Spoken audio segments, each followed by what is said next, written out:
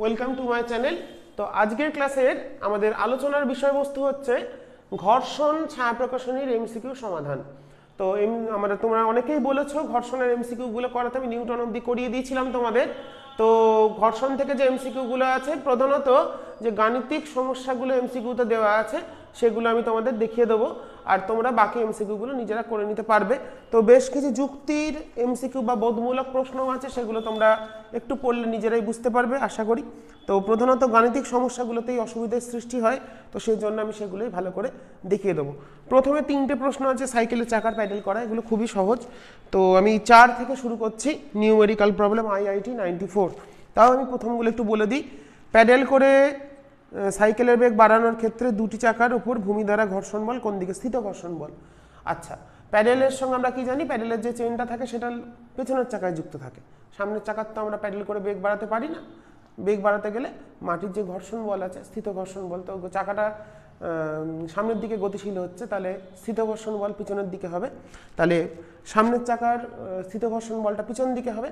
আর যখন আমরা প্যাডেল করে বেগ বাড়াতে যাচ্ছি, তাহলে আমার যে মাটি কি চাইবে? বেগ বাড়াচ্ছি মানে কি উল্টো দিকে, তার সামনের দিকে একটা ঘর্ষণ বল, স্থিত ঘর্ষণ বল প্রয়োগ করবে, তারই প্রতিক্রিয়া থেকে তার বেগটা বৃদ্ধি পাবে। তাহলে এক্ষেত্রে আমাদের সামনের চাকার স্থিত ঘর্ষণ বলটা পিছনের দিকে হলো, আর পিছনের চাকার ঘর্ষণ বলটা, স্থিত ঘর্ষণ বলটা সামনের দিকে কাজ করবে। তো অপশান কোনটা আছে? সামনের চাকার পিছনের দিকে আর পিছনের চাকার সামনের দিকে ক্রিয়া করবে। ঠিক আছে, তো চলো নেক্সট আমরা চলে যাই। বাইরে থেকে ঠেলে সাইকেলের বেগ বাড়ালে সেক্ষেত্রে ভূমির যে স্থিত ঘর্ষণ, আমরা ঠেলে দিচ্ছি মানে কোন দিকে? ঠেলে দিচ্ছি মানে আমাদের সামনের দিকে নিয়ে যাওয়ার চেষ্টা করছি বস্তুকে। একটা বস্তুকে যদি সামনের দিকে ঠেলি, তার ঘর্ষণ বল কোন দিকে কাজ করে? পিছনের দিকে কাজ করে। তাই এখানে দেখো অপশান ডিতে দেওয়া আছে দুটি চাকারই পিছনের দিকে কাজ করবে। আচ্ছা, পিছনের চাকার ব্রেক ব্যবহার করে সাইকেলের বেগ কমালে দুটি চাকার ওপর ভূমির যে ঘর্ষণ বল সেটা কোন দিকে? একদম এক একটা উল্টোটা হবে। তাই দেখো উত্তর আছে সামনের চাকার হচ্ছে সামনের দিকে, আর পিছনের চাকার পিছনের দিকে। 1 আর 3-এরটা পুরো বিপরীত, আর 2-এরটা যেহেতু আমরা বাইরে থেকে ঠেলা বল প্রয়োগ করছি, বস্তুটাকে যেদিকে ঠেলবো ঘর্ষণ বল তার উল্টো দিকেই হবে। তাই হচ্ছে 1-এর অপশানটা হলো এ, 2-এরটা দেখো ডি দেওয়া আছে, আর 3-এরটা সামনেরটার হচ্ছে সামনের দিকে, পিছনেরটার পিছনের দিকে। তাহলে অপশান কোনটা হচ্ছে? বি-এরটা। ঠিক আছে, তো চলো 4-এরটা দেখি। আমি 1, 2, 3 মুখে বলে দিলাম, 4 থেকে শুরু করি। 4-এর কি প্রবলেম দিয়েছে সেটা আমরা এবার দেখে নেব। আচ্ছা, 4-এর প্রবলেমে বলেছে 0.1 কেজি ভরের একটি ব্লকের ওপর 0.1 কেজি ভরের একটি ব্লকের ওপর অনুভূমিক দিকে 5 নিউটন বল প্রয়োগ করা হলো। দেখি ছবিটা আঁকি। বইগুলো এখন বাইন্ডিং খুব খারাপ, তো পেজগুলো খুলে খুলে যায়। 0.1 কেজি ব্লক, তাহলে এর দিকে কাজ করছে 0.1 ইন্টু জি, এদিকে কাজ করছে লম্ব প্রতিক্রিয়া n উপর দিকে। এর ওপর একটা 5 নিউটন বল প্রয়োগ করা হলো। 5 নিউটন বল দ্বারা সরি দেওয়ালের সঙ্গে চেপে রাখা হয়েছে। আমি একটু অঙ্কটা করিনি। এই ধরো একটা দেওয়াল, এটার ভর 0.1 কেজি, তাহলে এদিকে কাজ করছে 0.1 জি, আর এখান দিয়ে একটা বল প্রয়োগ করেছে, ঠেলা বল প্রয়োগ করেছে, যেটা 5 নিউটনের 5 নিউটন বল প্রয়োগ করা হয়েছে। আচ্ছা, ব্লক ও দেওয়ালের মধ্যে ঘর্ষণ গুণাঙ্ক 0.5, এখানে মিউটা বলে দিয়েছে 0.5। ওকে, আচ্ছা এবার প্রশ্ন কি বলেছে? আচ্ছা, ব্লকের ওপর ক্রিয়াশীল ঘর্ষণ বলের মান কত হবে? এফ সমান মিউ এন। দেখো আমরা এখানে যত বল প্রয়োগ করব সে ঠিক সমপরিমাণ বিপরীতমুখী বল এদিকে প্রয়োগ করবে। তাহলে এন এর মানটা 5 নিউটন, তাহলে 0.5 মিউ বলেছি 0.5 ইন্টু হচ্ছে আমাদের হ্যাঁ একটা বিষয় আমাদের একটু দেখে নিতে হবে। এখানে ফ্রিকশনটা ম্যাক্সিমাম ভ্যালু, এটা আমরা লিমিটিং ফ্রিকশনটা বার করছি, এফএল এটা কত আসছে? 5, তাহলে এটা আমাদের আসছে 2.5 নিউটন। আর এদিকে আমাদের কত বল কাজ করছে? ধরে রেখেছে কি? চেপে ধরে রেখেছে, কি বলেছে? ধরে রাখা আছে। আর এইদিকে কত বল কাজ করছে? 0.1 ইন্টু 10, জি এর মানটা 10 ধরলে মানে 1 নিউটন। তার মানে দেখো এখানে এটাকে নিচের দিকে গতিশীল, মানে এটা যদি নিচের চেষ্টা করছে নিচের দিকে নামার, আর এদিকে একটা ফ্রিকশন কাজ করছে, এটা ম্যাক্সিমাম, এটা সর্বোচ্চ, সর্বোচ্চ এই বলটা কাজ করতে পারে। জি এর মান ওরা কত ধরেছে? 9.8, হ্যাঁ 9.8 ধরেছে। তো ব্যাপারটা দেখো, আমরা এই এর যে অভিকর্ষ বল সেটা 1 নিউটন, বা জি এর মানটা 9.8 বসালে 0.98 নিউটন। ব্যাপারটা বুঝে নেবে, খুব ভালো অঙ্ক কনসেপ্টের। তো এই ব্লকটাকে ধরে রাখতে গেলে দেওয়ালের মিনিমাম কতটা ফ্রিকশন দরকার? দেওয়ালের মিনিমাম ফ্রিকশন দরকার 0.98, কারণ অভিকর্ষ বল চাইছে নিচে নামুক। তাহলে এখানে এটা চাইবে, এই বলটা চাইছে নিচের দিকে নামুক, তাহলে এখানে যে ফ্রিকশনটা কাজ করছে সেটার মিনিমাম ভ্যালু হতে হবে 0.98। এবার যেহেতু প্রযুক্ত বল যেটা আমরা এখানে যে বলটা দিচ্ছি তার জন্য যে সর্বোচ্চ ঘর্ষণ বল তৈরি হতে পারে সেটার মান এর থেকে অনেক বেশি, আমাদের এতটা লাগছে না, তাই তো? যদি এখানে ফ্রিকশনটা 2.5 হতো তাহলে কিন্তু উপরে উঠতে শুরু করতো, কারণ এখানে এটা স্থির আছে। তার মানে এখানে যেহেতু ব্লকটি স্থির, সুতরাং এফ এদিকে এফ মাইনাস 0.98 সমান 0। স্থির কোন একটা স্থির বস্তুর উপর লব্ধি বল কত হয়? 0 হয়। তাহলে কত ফ্রিকশন কাজ করছে? 0.98 নিউটন। তাহলে এই অবস্থায় যেহেতু স্থির আছে, তাহলে নিচের দিকেও 0.98 অভিকর্ষ বল সেটাকে ব্যালেন্স করবে। আর এটা কিন্তু সর্বোচ্চ 2.5, এটা যদি 2.5 এর থেকে বেশি হতো তাহলে কিন্তু 5 নিউটন দিয়ে ওটাকে ধরে রাখা যেত না, সেটার জন্য এটা বোঝানোর জন্য দিয়েছে। ওকে, তা যতক্ষণ না পর্যন্ত ঘর্ষণ বল, প্রযুক্ত বলের মানটা, এটা প্রযুক্ত বল ঘর্ষণ বলকে ওভারকাম করছে, ততক্ষণ আমাদের প্রযুক্ত বলের সাথে প্রযুক্ত বলটা যতক্ষণ না পর্যন্ত আমাদের ঘর্ষণ বলকে ছাড়িয়ে যেতে পারে ততক্ষণ তো স্থির থাকে। তার মানে এখন এখানে যে ফ্রিকশনটা কাজ করছে সেটা কত? 0.98 নিউটন, কারণ এটা স্থির অবস্থায় আছে। স্থির যদি না থাকতো তাহলে কিন্তু আমাদের সেক্ষেত্রে বন্য বল বার করতে হতো। এটা সর্বোচ্চ 2.5 নিউটনটা ম্যাক্সিমাম। ওকে, তাহলে আমাদের 0.98 আছে অপশন বিতে, তাহলে অপশন বিটা কারেক্ট হবে। বোঝা গেল? তাহলে যেহেতু ব্লকটা স্থির, তাহলে এর উপর নেট বল কত? নেট বল 0, নেট বল 0। তার মানে এর উপর কি কি বল কাজ করছে? একটা অভিকর্ষ বল কাজ করছে, এদিকে একটা ঘর্ষণ বল কাজ করছে, দুটো বলের লব্ধি 0। মানে সর্বোচ্চ 5 নিউটন বল প্রয়োগ করে আমরা কত নিউটন ওজনের বস্তুকে ধরে রাখতে পারবো? 2.5 নিউটন এই দেওয়ালে। সেটাই বোঝানোর জন্য এই ভ্যালুটা এখানে আমরা ক্যালকুলেট করে নিলাম। ওকে, যেহেতু এই বলটা অনেক বেশি 2.5 নিউটন, এতটা তো লাগছে না। এই বস্তুটাকে ধরে রাখতে গেলে কতটা লাগবে? 0.98। তাহলে নিশ্চয়ই আমরা জানি স্থিত ঘর্ষণ বল হচ্ছে স্বনিয়ন্ত্রক বল, তো নিজেকে কন্ট্রোল করতে পারে। আচ্ছা, 5-এ কে যাই। 5-এর এমসিকিউ কি বলেছে? 5-এ বলেছে একজন লোক পশ্চিম থেকে পূর্ব দিকে হেঁটে যাচ্ছে। তো হেঁটে যাওয়ার ক্ষেত্রে আমরা কি জানি? এই ধরো একটা মানুষ যখন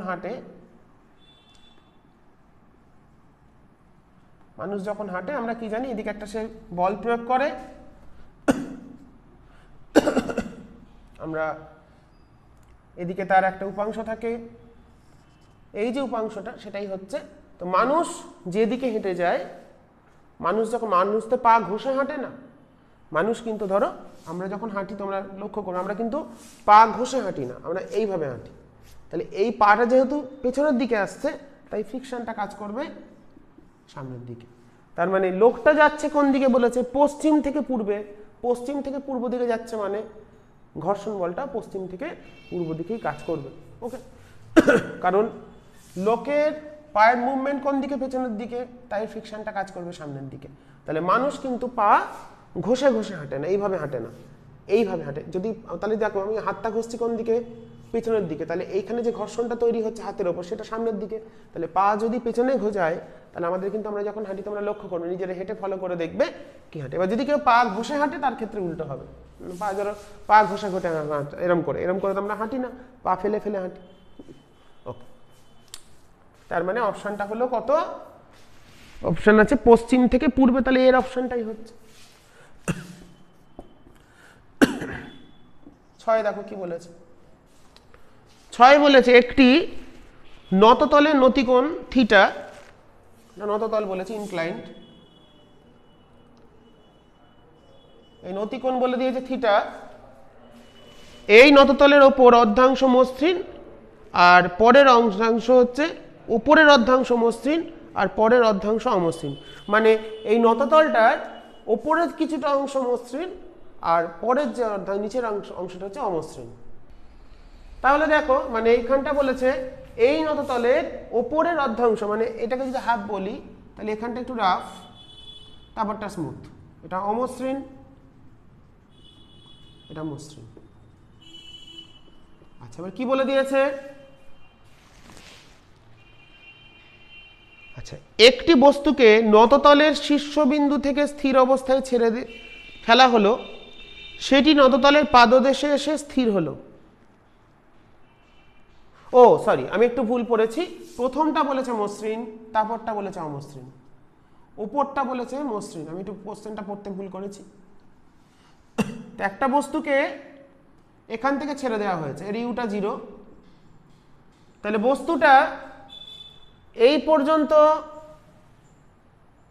ত্বরণে নামলো, এখানে মন্দনে নেমে এখানে স্থির হয়ে গেল। তাহলে প্রথমে তার বেগ বাড়বে, তারপরে গিয়ে বেগ কমে আবার 0 হবে। তার মানে এখানে কোন রিলেশনটা সঠিক সেটা আমাদের ক্যালকুলেট করে দেখাতে হবে। তো দেখো ভালো প্রবলেম, তাহলে একটা নততলের ওপরের অংশটা মসৃণ, নিচের অংশটা অমসৃণ, একটা ব্লককে ছেড়ে দেওয়া হলো, স্থির অবস্থা থেকে ব্লকটি নততলের নিচে এসে বা পাদদেশে এসে আবার স্থির হয়ে গেল। তাহলে প্রথমে যতটা মসৃণ আর যতটা অমসৃণ এতটা, তাহলে নামার সময় যদি এর বলি এস দূরত্ব, এটা যদি এস হয় তাহলে এটাও এস, তাহলে প্রথমে ত্বরণ, তাহলে এখানে যদি বেগ 0 হয় তাহলে এখানে বললাম বেগ বললাম ভি বেগ অর্জন করেছে, তাহলে এখানে বেগ 0, এখানে এসে ভি বেগ অর্জন করলে তাহলে ভি স্কোয়ার সমান লিখতে পারি কি, এখানে ত্বরণ কত হয় জি সাইন থিটা। মসৃণ নততলের ক্ষেত্রে ত্বরণ, একটা মসৃণ নততলে একটা বস্তুকে ছেড়ে দিলে তার ত্বরণ কত হয় জি সাইন থিটা। তাহলে ভি স্কোয়ার সমান হবে ইউ স্কোয়ার তো 0 + 2 এ হলো জি সাইন থিটা ইন্টু এস, এটা হলো মসৃণ অংশ মসৃণটার। এবার অমসৃণে এখান দিয়ে নেমে এখানে যখন নেমেছে তার বেগ হয়ে গেছে 0। এখানে মন্দন কত হয়,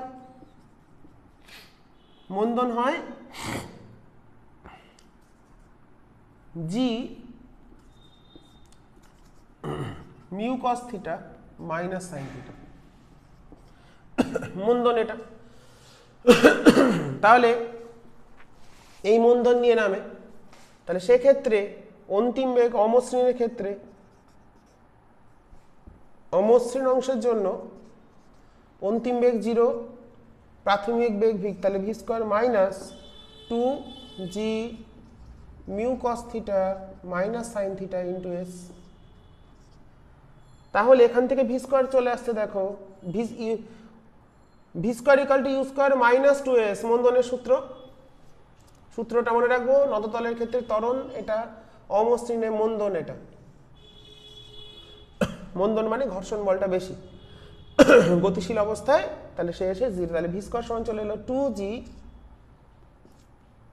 mu cos theta minus sine theta into S. এবার এই দুটোকে যদি আমরা সমান করে দিই, যে দুটোই ভি স্কোয়ার, তাহলে এখান থেকে আমাদের কি বার করতে দিয়েছে, মিউ বার করতে দিয়েছে মনে হচ্ছে।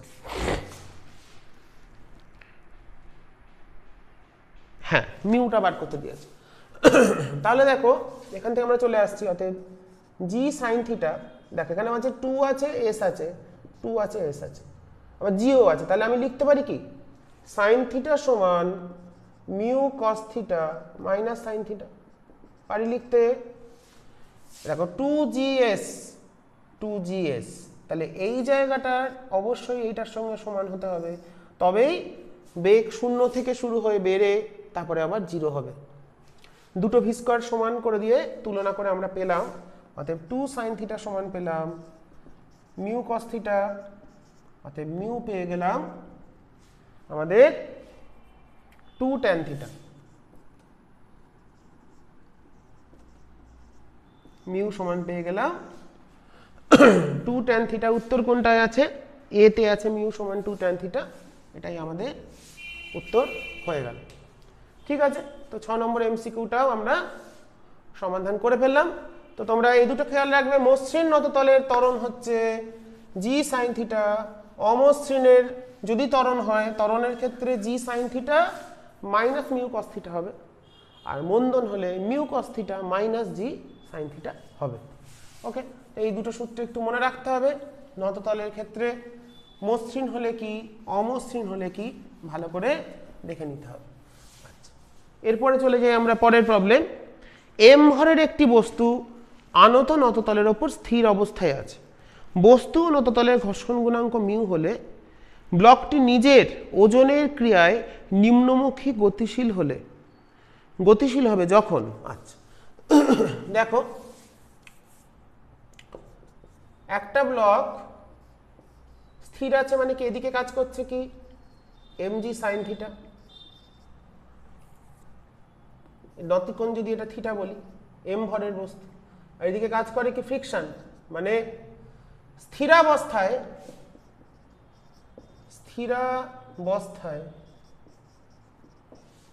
এফ সমান এমজি সাইন থিটা। তো নিজের ওজনের জন্য যদি গতিশীল হতে হয় তাহলে এমজি সাইন থিটাকে নিশ্চয়ই এফ এর থেকে বড় হতে হবে। ফ্রিকশনটা ধরে তাহলে এফ মানে কত হয়, mu mg cos theta equals to mg sine theta. স্থিরাবস্থায় তাহলে নিজে নামবে কখন, নামতে গেলে এটাকে বড় হতে হবে। অতএব প্রশ্নটা যেন কি ভাষায় বলেছে, এখানে বলেছে নিজের ওজনের ক্রিয়ায় নিম্নমুখী গতিশীল হবে। নিম্নমুখী গতিশীল হবে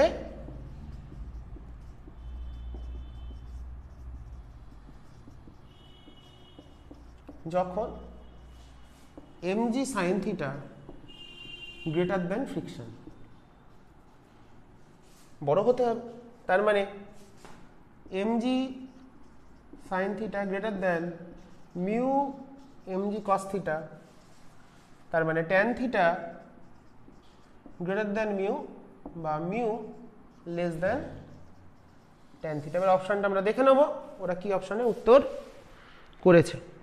ও থিটাটা বার করেছে, থিটাটা আসছে tan in theta greater than tan inverse mu. Option কততে আছে, এতেই আছে, তাহলে এর উত্তরটাই হলো। তাহলে এটা নিচের দিকে নামতে পারবে, স্থির আছে মানে কি এমজি সাইন থিটাটা ফ্রিকশনকে ব্যালেন্স করে, ফ্রিকশন এমজি সাইন থিটাকে ব্যালেন্স করে রেখেছে, বা উল্টোটা যদি এমজি সাইন থিটাটা বেশি হয়ে যায় ফ্রিকশনের থেকে, মানে এমজি সাইন থিটা যদি এফ এর থেকে বড় হয় তবেই নিচে নামতে থাকবে। অতএব tan theta greater than mu বা theta greater than tan inverse mu, সেটাই আমাদের উত্তর। আচ্ছা, এবার আমরা 8 এর এমসিকিউ দেখব কি বলেছে।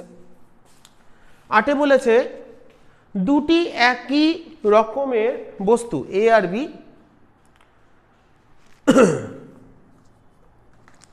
দুটি একই রকমের বস্তু এ আর বি একই প্রকৃতি এবং একই উচ্চতার দুটি নততল বরাবর নিচের দিকে গড়িয়ে পড়ে।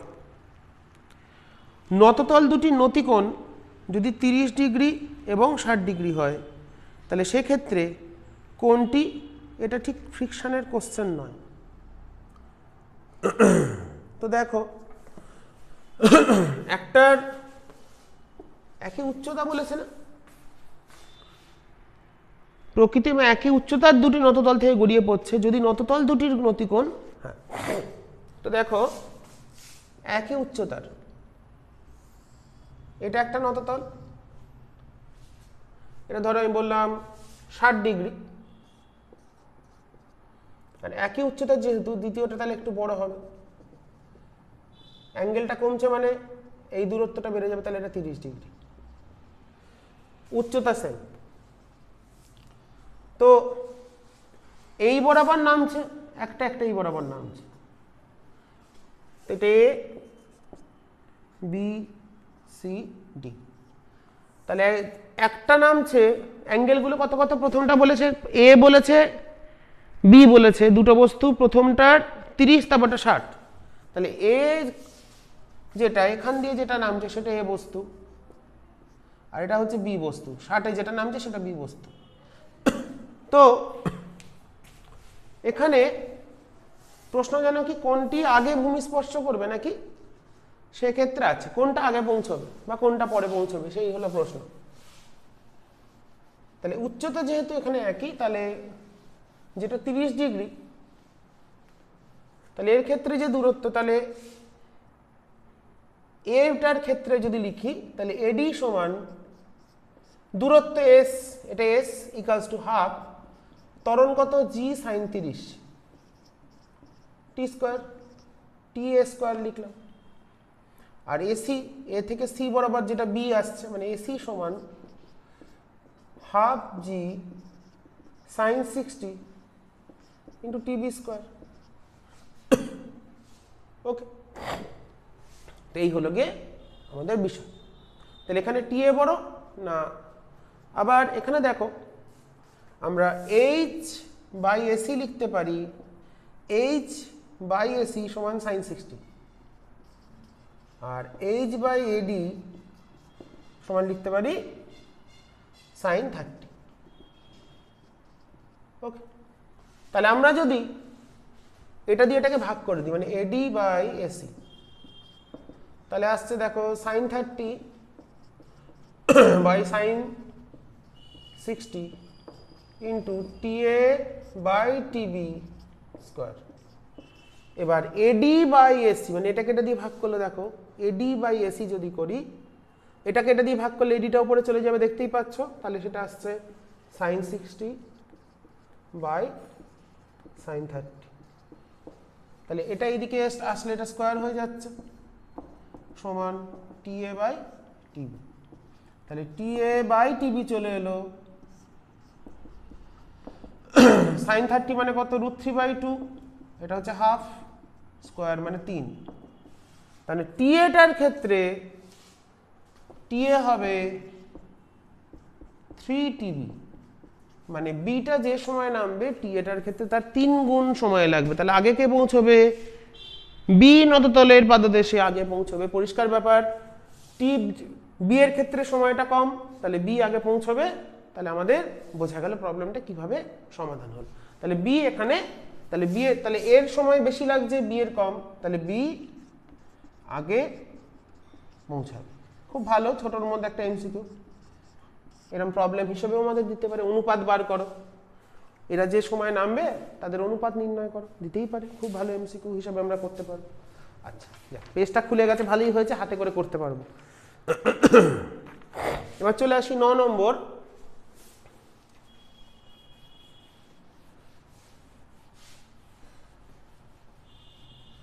আমাদের এখানে এমসিকিউ আছে কটা, এত ভালো বাইন্ডিং যে পেজই হাতে খুলে চলে আসছে।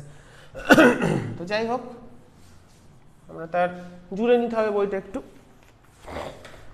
এবার চলে আসি 9 নম্বর, যেটা বলেছে 9 নম্বরে বলেছে এল দৈর্ঘ্যের একটি শিকল একটি অমসৃণ টেবিলের ওপর আছে, এর দৈর্ঘ্যের 1/n অংশ কিনারা থেকে ঝুলছে, শিকলের টেবিল থেকে পড়ে যাওয়ার উপক্রম করলে মিউ কত। আচ্ছা, তাহলে এই হলো টেবিল, এখানে একটা শিকল আছে। তোমরা যারা থিওরি ক্লাস আমার ফলো করেছো, ফ্রিকশনের থিওরি ক্লাসে দেখবে এরকম একটা প্রবলেম করিয়ে দেওয়া আছে, এরকম ধরো ঝুলে আছে। তো শিকলের আরেকটা শিকলের ঝুলন্ত অংশের দৈর্ঘ্যের, তার দৈর্ঘ্যের 1/n অংশ, তাহলে এইটা হচ্ছে l/n, এইটুকুনির দৈর্ঘ্য l/n, আর উপরেরটার দৈর্ঘ্য হচ্ছে l - l/n। ওকে, আচ্ছা, এবার দেখো ব্যালেন্স কি করছে। এখানে এর যে ওজন, যদি ধরি শিকলের একক দৈর্ঘ্যের ভর সমান ল্যামডা, তাহলে এইটুকুনির ভর কত হবে, দৈর্ঘ্য, একক দৈর্ঘ্যের ভর যদি ল্যামডা হয়, L/n অংশের দৈর্ঘ্যের ভর কত, এইটুকুনি ভর হবে ইন্টু ল্যামডা, আর ওপরের ভরটা হবে ইন্টু ল্যামডা। তাহলে এর এদিকে কাজ করছে mg, এমটা কত বেরিয়েছে L/n ইন্টু জি, এটা ওজন, ঝুলন্ত অংশের ওজন। এটাকে ব্যালেন্স করছে কে, এখানে যে ফ্রিকশন মানে মিউ এন মানে এর যে mg মানে। তাহলে যদি নিচে নামতে চায়, বলেছে যদি শিকলটি উপক্রম করে মানে চেষ্টা করছে, তার মানে এল মানে এখানে যেটা mgটা বেরোচ্ছে, এর যেটা mg equals to actually greater than equals to, মানে উপক্রম করছে, সমানই দিলাম মিনিমাম, ইকুয়ালস টু হবে ফ্রিকশন। mgটা কতক্ষণ পর্যন্ত এটাকে চেনটাকে ধরে রাখতে পারবে, উপক্রম করবে কতক্ষণ পর্যন্ত, যতক্ষণ ঝুলন্ত অংশের ওজনটা এই টেবিলের ওপরের অংশের এই যে এইটুকুনির জন্য যে ফ্রিকশন মিউ এন, এনটা কত এই অংশ উপরের অংশের যে mg তার সাথে সমান, মানে মিউটা হচ্ছে এটাকে যদি m ড্যাশ ধরি শিকলের ওপরের অংশে ভর, তাহলে m ড্যাশ জি, তাহলে তাহলে mg সমান হচ্ছে মিউ m ড্যাশ জি, তাহলে মিউ চলে এলো m/m ড্যাশ, মানে কালিটা একটু কমে এসছে, তাহলে আমাদের এটা চলে আসছে L/n lambda by L minus L/n lambda. দেখো এখান থেকে হিসাব করলে আমাদের একটা উত্তর আসবে। L/nটা যদি আমরা, ল্যামডা তো কেটে গেল, L/n এটা কমন নিলে n-1/n, হ্যাঁ এটা আসছে 1/n-1, তাই তো? উত্তর কত দেওয়া আছে, হ্যাঁ বি এর অপশনটাই আছে, তাহলে মিউ চলে এলো 1/b এর অপশন n-1, মানে ঝুলন্ত অংশের ওজন মানে এইটুকুনি অংশের যে ওজন সেটা এই ওপরের অংশের জন্য যে ঘর্ষণ মানে মিউ mg, এইটুকুনির ভরকে আমরা ধরেছি m ড্যাশ, আর এইটুকুনির ভরকে ধরেছি m। তাহলে ঝুলন্ত অংশের ওজনটা যতক্ষণ না পর্যন্ত টেবিলের ওপরের অংশের ওজনের জন্য যে ঘর্ষণ বল সেটার সাথে সেটাকে ওভারকাম করতে পারে, ততক্ষণ শিকলটা স্থির থাকবে। এবং উপক্রম করেছে মানে সমান, mgটা ঘর্ষণ বলের সমান মানে মিউ m ড্যাশ জি এর সাথে সমান, সেখান থেকে আমরা পেয়ে গেলাম ভ্যালুটা। আচ্ছা 10-এ কি বলেছে, ঘর্ষণ গুণাঙ্ক 1/√3 হলে আর ব্যাসার্ধের একটি অমসৃণ ফাঁপা গোলকের ভিতরে কোনো একটি বস্তু যে উচ্চতা পর্যন্ত স্থির থাকতে পারে। ভালো এমসিকিউ, তো এটা তোমাদের প্রবলেমের মধ্যেও আছে।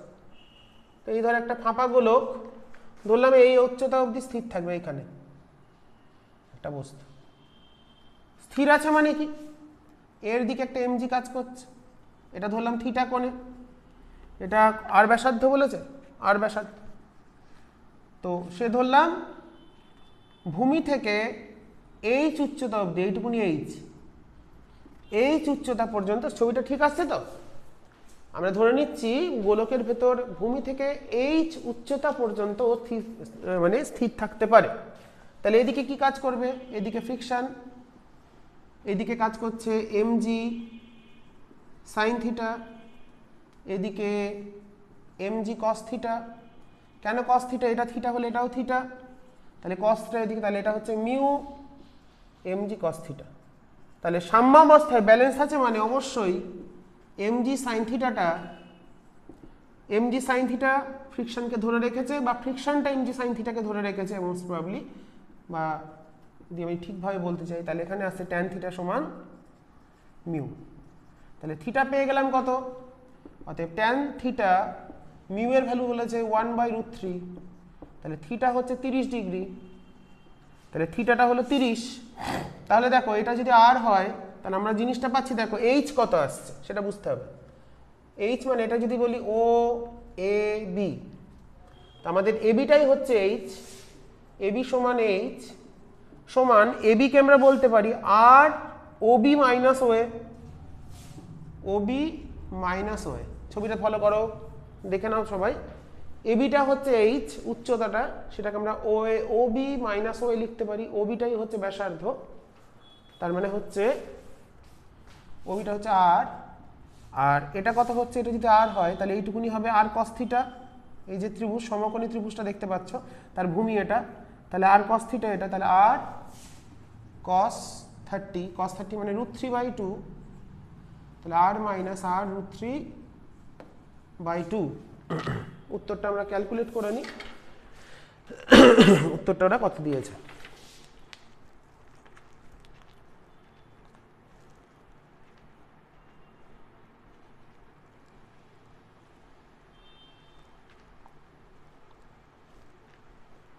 √3/2 0.1339 0.134, তাহলে এই চলে এলো এইটাই, মানে 0.134 ইন্টু আর, তাহলে কত উচ্চতা অবধি স্থির থাকতে পারবে 0.134 আর। অপশন ডি ইজ কারেক্ট, ডিতেই এটা উত্তর আছে, তো ডি এর অপশনটা আমাদের কারেক্ট হয়ে গেল। ওকে, তো এই হচ্ছে আমাদের 10 নম্বর এমসিকিউ এর সমাধান। তো আজকে আমি 10 অবধি করালাম, নেক্সট ক্লাসে 11 থেকে শুরু করব। তো তোমরা দেখতে থাকো আর এমসিকিউগুলো ভালো করে বুঝে নাও।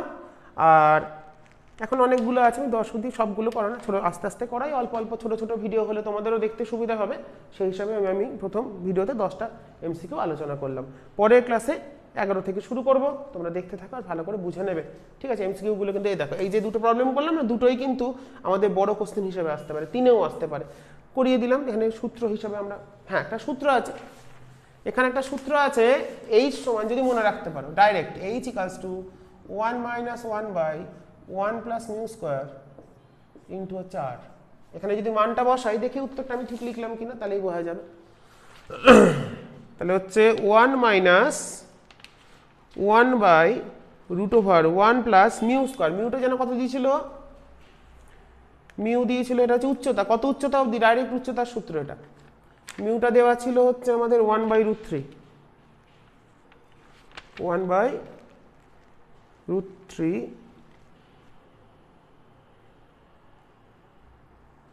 Whole square.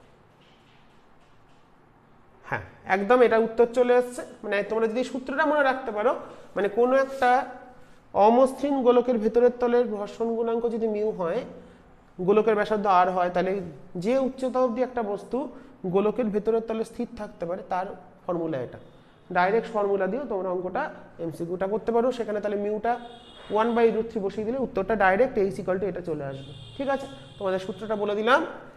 ফাঁপা গোলক, এটা যদি অর্ধগোলক বলতো তাও একই উত্তর হতো, কারণ এই ওপরের অংশ তো কোনো কাজে লাগছে না, আমাদের তো এইটুকুনি এটা বাটি, অর্ধগোলাকৃতি বাটির ভেতর কত উচ্চতা অবধি একটা বস্তু স্থির থাকতে পারে, এইটা তার সূত্র। মিউ মান বলে দেওয়া আছে, মিউটা বসিয়ে দিলে উত্তর পেয়ে যাবো, ঠিক আছে। তো চলো আজ এই ক্লাস এখানে শেষ করছি, তোমরা ভালো করে দেখে নিও, আমি নেক্সট ক্লাসে পরের এমসিকিউ থেকে শুরু করবো।